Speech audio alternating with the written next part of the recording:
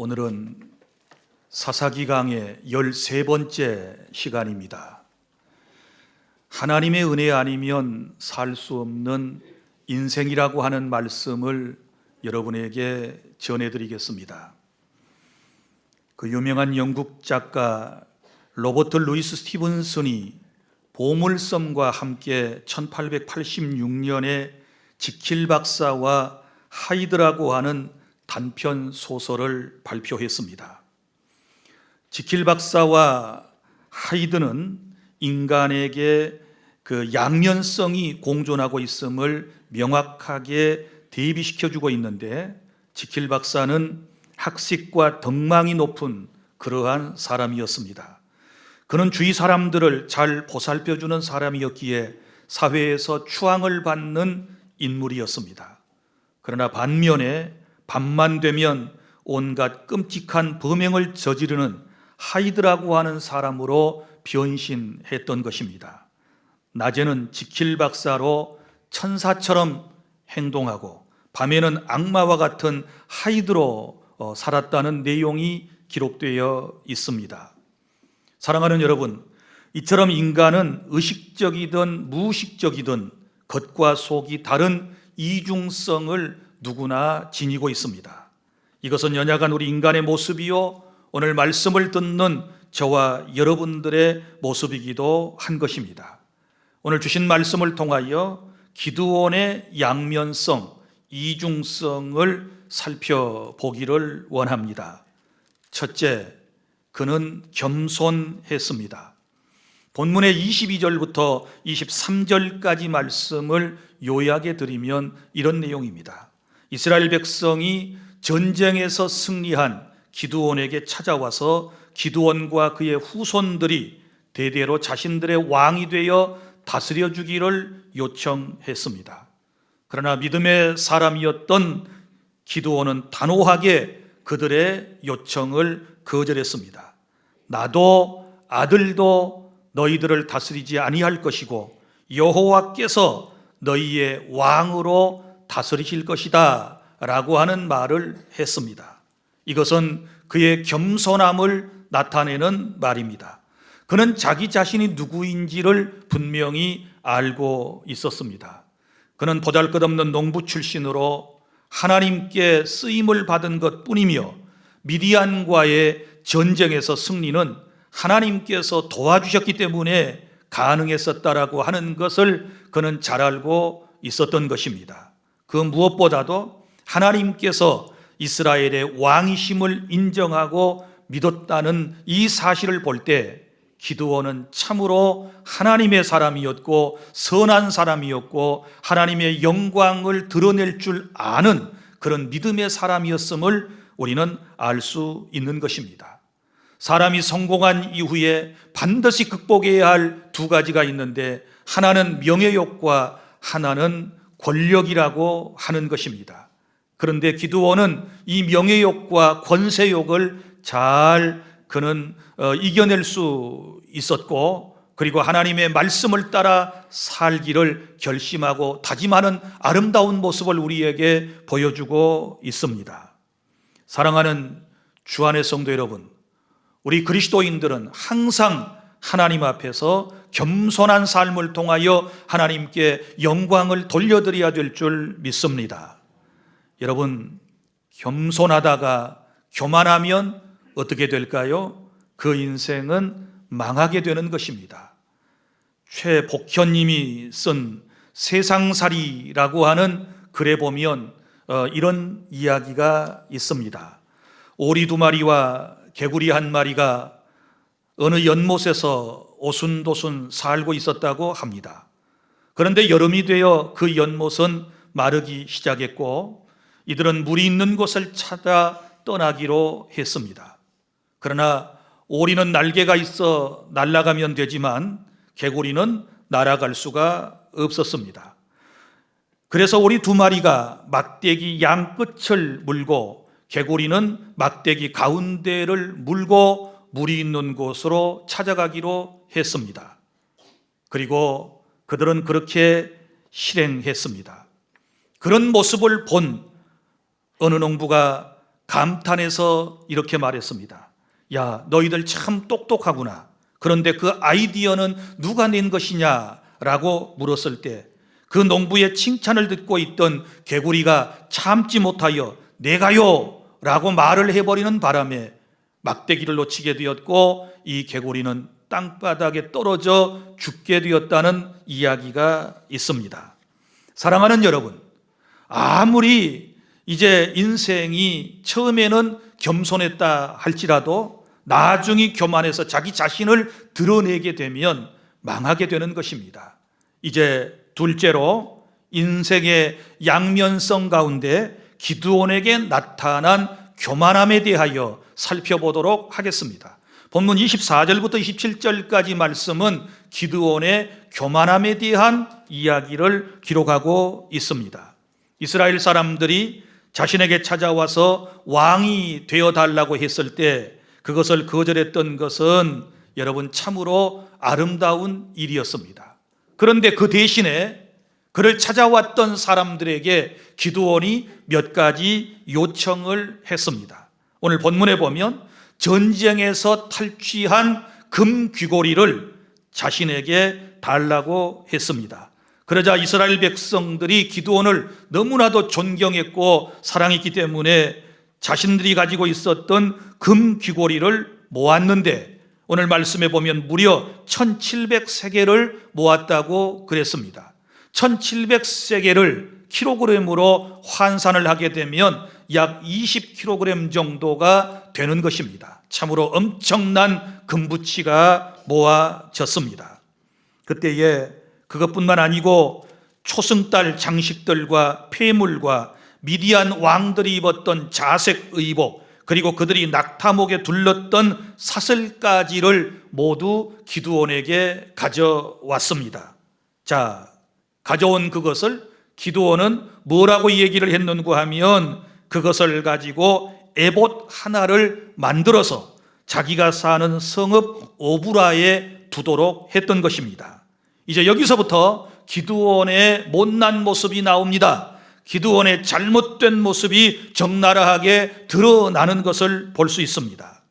여기 기드온이 에봇을 만들려고 그랬는데 에봇이라고 하는 것은 대제사장이 입는 성의를 말하는 것입니다. 그리고 이 에봇에는 하나님의 뜻을 물을 때 사용하는 우림과 둠빔이라고 하는 것이 거기에 달려 있었습니다.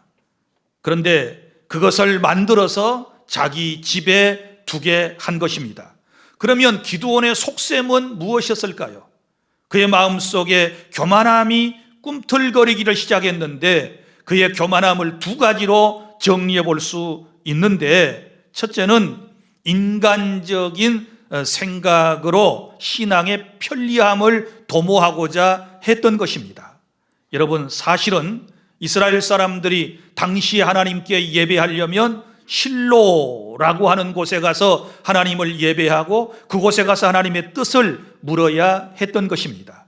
그런데 오브라라고 하는 곳에서 실로라고 하는 곳까지는 거리가 있었기 때문에 그 먼 곳까지 가서 하나님께 예배하고 하나님의 뜻을 묻기보다는 자신들이 사는 동네, 그것도 자기 집에서 하나님의 뜻을 물으면 얼마나 좋겠는가라고 하는 생각을 가졌던 것입니다. 이것은 어떻게 보면 인간적으로 매우 합리적, 이성적 판단이었다라고 하는 것을 알 수 있습니다. 그러나 우리 하나님께서는 결코 그걸 기뻐하지 않으셨습니다. 하나님께서 이스라엘 백성들이 예배할 곳은 내가 내 이름을 둔 곳에 가서 하나님이 원하는 장소에 가서 예배하고 하나님의 뜻을 물으라고 말씀하신 그 말씀의 정면으로 반하는 것이었습니다. 그런데 이런 인간적인 생각을 가지고 기드온은 에봇을 만들게 했고 그 다음에 두 번째 그의 교만한 모습은 자기 자신을 드러내고자 하는 마음을 가졌던 것입니다. 어떻게 자기 자신을 드러냅니까? 그것은 에봇을 만들어서 그것을 어디에 비치하느냐? 자기 집에 두라는 것입니다. 요즘 말로 하면 작은 개척교회를 자기 집에서 하겠다는 것이고 그 집에다가 곧 에봇으로 이제 에봇을 두라고 이렇게 말했던 것입니다. 이것은 결국 하나님의 뜻을 중개하는 사람, 곧 자신이 특별한 사람으로 이스라엘 사람들에게 인식되기를 원하는 교만한 마음을 가지고 있었던 데서부터 비롯이 된 것이지요. 그 에봇을 볼 때마다 사람들은 어떻게 생각했을까요? 기드온은 특별한 사람, 기드온은 하나님의 뜻을 가장 잘 아는 사람, 기드온은 하나님과 통하는 사람, 아마 이런 생각을 했을 것이며 기드온은 그것을 마음속에 기대했을 것입니다. 여러분 보십시오. 사람이 달라도 변해도 이렇게 달라지는 것을 보면서 우리는 깜짝 놀라지 아니할 수 없습니다. 얼마 전까지만 해도 자기에게 왕이 되어 자기들을 다스려 달라고 했던 사람들에게 그것을 거절하면서 하나님만이 우리들의 왕이다, 너희들의 왕이 되어 다스릴 것이다 라고 말했던 기드온이 이렇게도 변해버리게 된 것입니다. 이처럼 인간은 누구나 양면성을 가지고 있고 이중 심리를 누구나 가지고 있는데 이것은 기드온뿐만 아니라 저와 여러분의 마음속에도 이러한 이중 심리가 있다는 것을 우리는 잘 알고 있습니다. 사랑하는 성도 여러분, 오늘 기드온이 이 못난 짓을 했다고 해서 그 어떤 사람이 기드온에게 돌을 던질 수 있겠습니까? 겸손했다가 교만해지는 이 인간에 대하여 누가 돌을 던지겠습니까? 오늘 말씀을 듣는 저와 여러분의 마음속에는 이런 마음이 없다는 것입니까? 그렇지 않습니다. 우리의 마음속에 누구나 다 이러한 마음이 있습니다. 속셈이 다른 것입니다. 겉과 속이 다른 모습으로 우리 인생은 이 세상을 살아가고 있는 것이지요. 자, 그러면 교만했던 이 기드온이 인간적인 생각으로 자기 자신을 드러내고자 했을 때 그 결과가 어떻게 되는지를 우리는 27절을 통해서 볼 수 있습니다. 기드온이 그 금으로 에봇 하나를 만들어 자기의 성읍 오브라에 두었더니 온 이스라엘이 그것을 음란하게 위함으로 그것이 기드온과 그의 집에 올무가 되었다고 말씀을 하고 있습니다. 무슨 얘기인가 하면 기드온은 순수한 마음을 가지고 하나님의 은혜를 생각하고 전쟁의 승리를 주신 것을 기념하기 위해서 금붙이를 가지고 에봇을 만들 수 있었을 것이고 그것을 또 하나님을 사랑한다는 표시로 자기 집에 두게 했을런지도 모릅니다. 그러나 그 결과는 결코 그렇지 않았습니다. 자기가 만들게 했던 금으로 만들었던 이 에봇이 나중에는 우상단지가 되었다는 사실을 알아야 되고 이것 때문에 그와 그의 집에 올무가 되었다고 성경은 말씀을 하고 있는 것입니다. 사랑하는 주 안의 성도 여러분, 내가 세상에 살아가면서 또한 신앙생활을 하면서 나처럼 믿어야 돼, 내가 하는 것이 가장 현명한 생각이야 라고 생각할지 모르지만 그러나 우리가 하나님의 말씀에 비추어 보면 아닌 것들이 너무나도 많이 있음을 우리는 깨달아야 될 줄로 믿습니다. 사랑하는 여러분, 우리가 교만해지지 않으려면 인간적인 생각을 배제해야만 하는 것입니다. 여기 특별히 그가 에봇을 만들고 오브라 동네 자기 집에 그것을 이제 안치하게 했던 것은 결국은 인간의 생각, 가까운 곳에서 예배하려고 했던 사람 생각을 드러내고 있는 것입니다. 물론 우리 하나님은 영이시기 때문에 우리가 어디서든지 항상 하나님께 영과 진리로 예배할 수 있는 것은 사실입니다.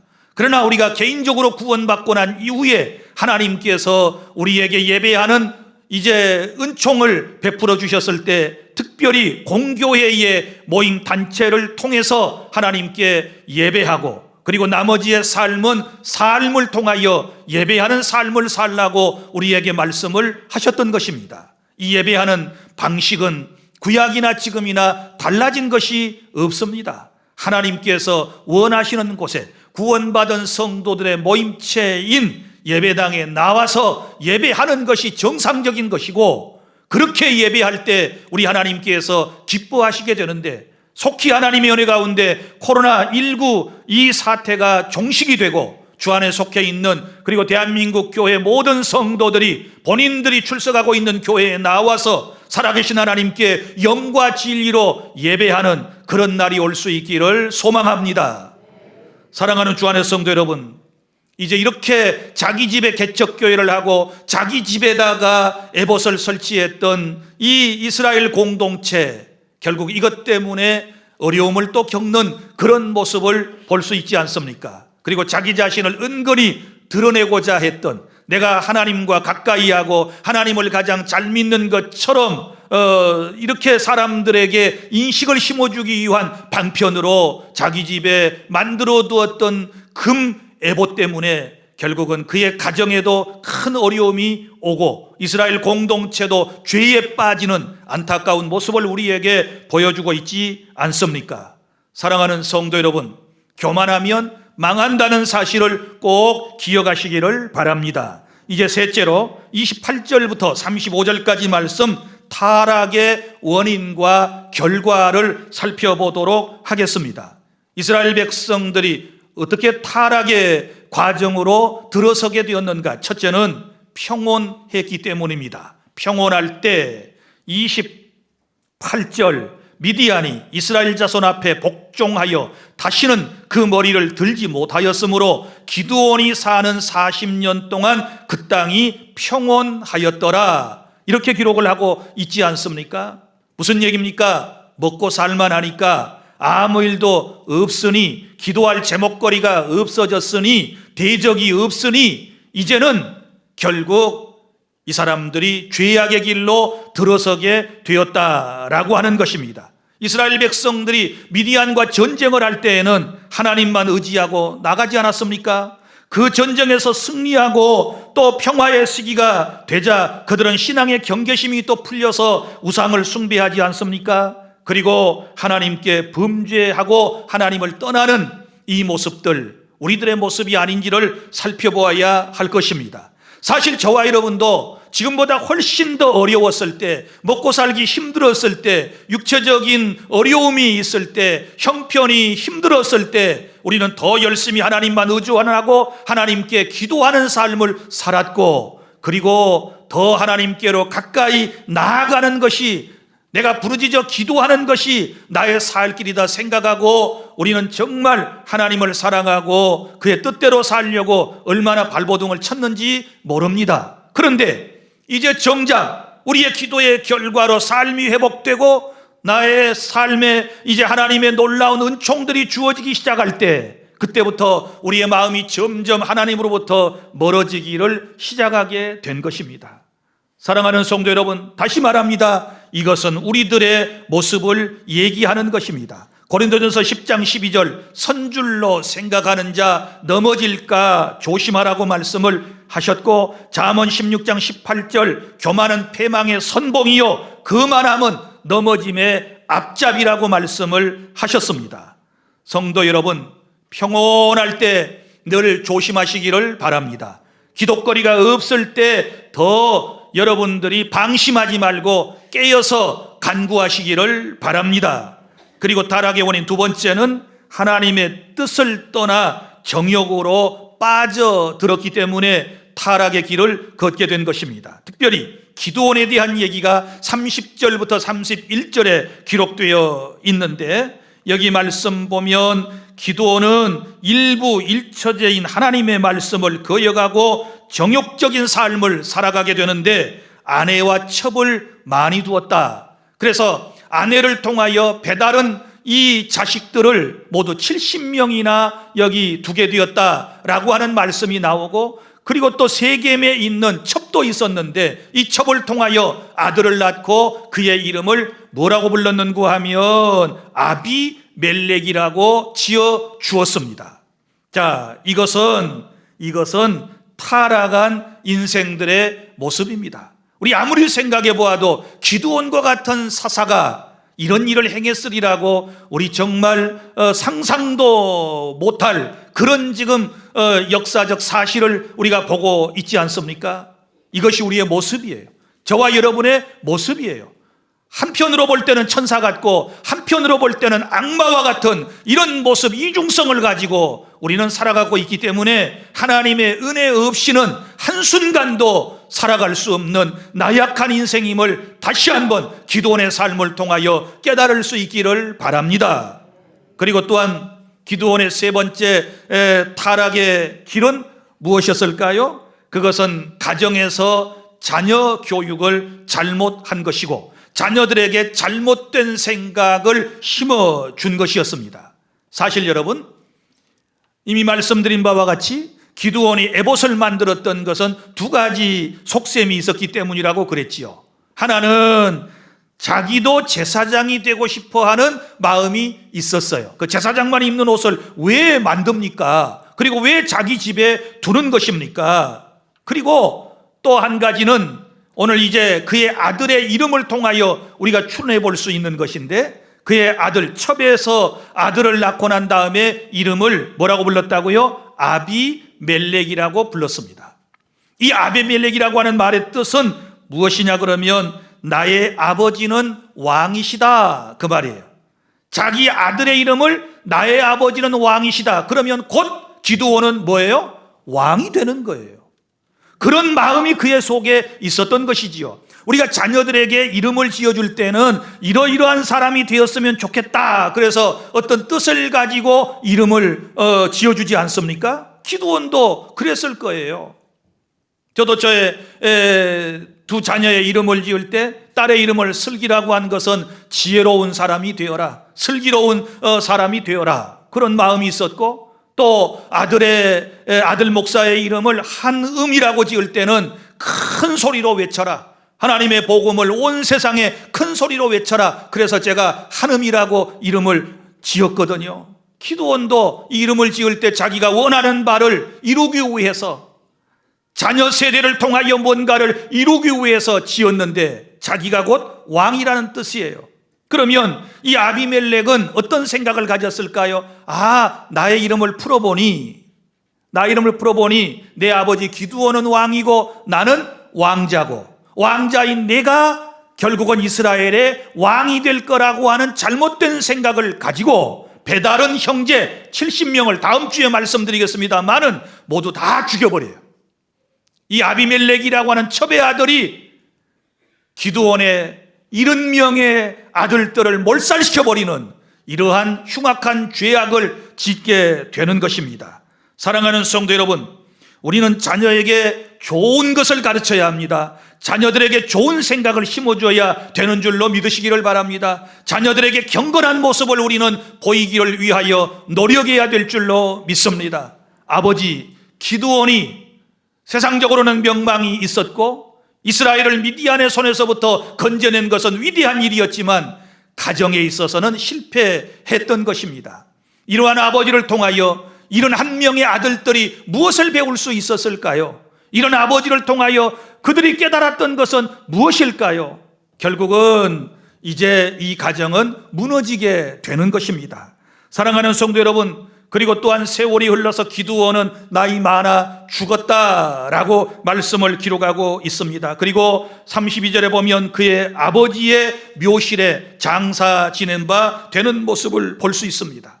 아무리 영웅홍을 열사라도 때가 되면 세상을 떠나야 할 인생임을 우리에게 보여주고 있는 것입니다.